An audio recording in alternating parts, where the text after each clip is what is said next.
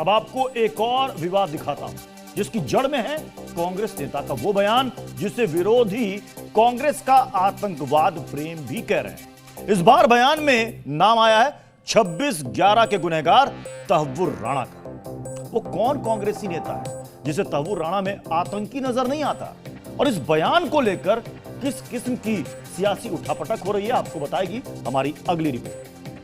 तहव्वुर राणा लश्कर का वो आतंकी जिसे सालों की मेहनत मशक्कत के बाद अमेरिका से प्रत्यर्पण कर भारत लाया गया।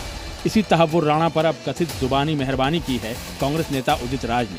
गौर से देखिए और समझिए तहव्वुर राणा के बारे में उदित राज के क्या ख्याल है। इसमें तो मुझे खेल ही लगता है, इसलिए कि 2011 में जब यूपी की सरकार थी तो पूरी जांच की फाइल अमेरिका को दे दी गई थी और हेडली को मुख्य आरोपी माना गया था और तहव्वुर राणा को कॉन्स्पिरेटर माना तो गया था, लेकिन उतनी बड़ी भूमिका में नहीं था।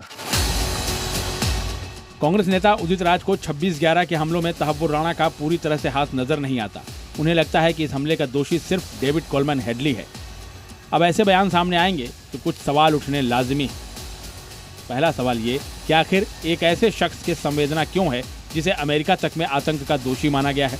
क्या इस किस्म की कथित संवेदना के पीछे कोई तफ्तीश या पड़ताल है, या फिर ऐसे बयानों का मकसद खोखले तुष्टीकरण को अंजाम देना है? कांग्रेस की लगातार मुस्लिम अपीसमेंट की पॉलिसी है और उसके चलते हुए वह सब हदें पार कर जाती हैं। उनको शायद ये नहीं ध्यान रहता कि वह आतंकवादियों का भी सपोर्ट कर रही हैं, और ये पहली बार नहीं हो रहा। अगर इनके बस का चलता तो जो 26/11 की घटना हुई थी उस पूरी घटना को ये भगवा आतंकवाद का नाम देते। ये पहली बार नहीं है जब कांग्रेस पार्टी के नेताओं पर आतंकियों से संवेदना जाहिर करने के आरोप लगाए गए हों। पार्टी के वरिष्ठ नेता दिग्विजय सिंह आतंकी ओसामा बिन लादेन को जी कहकर संबोधित कर चुके हैं। हालांकि दिग्विजय ने बाद में इसे कथित सम्मान को व्यंग्य करार दिया था। आज वही दिग्विजय सिंह दोबारा सामने आए और तहव्वुर राणा के प्रत्यर्पण का क्रेडिट लेने की कोशिश की। उस समय की यूपीए सरकार ने सही समय पर उसका इन्वेस्टिगेशन में उसका नाम उसका को पकड़ में आया, उसकी गिरफ्तारी हुई यूएसए में, और यूएसए में गिरफ्तारी में उसको सज़ा हो गई। 14 साल की सज़ा थी। 14 साल की सज़ा काटने के बाद उसका प्रत्यारोपण हो गया। इसमें कोई श्रेय मोदी जी को नहीं जाता। काश दिग्विजय सिंह ने ये बात कांग्रेस में अपने साथी नेता यानी उदित राज को भी बता दी होती तो कम से कम दोनों नेता एक ही लाइन पर बात कहते और कांग्रेस पर आतंकवाद प्रेमी होने के आरोप दोबारा नहीं लगते।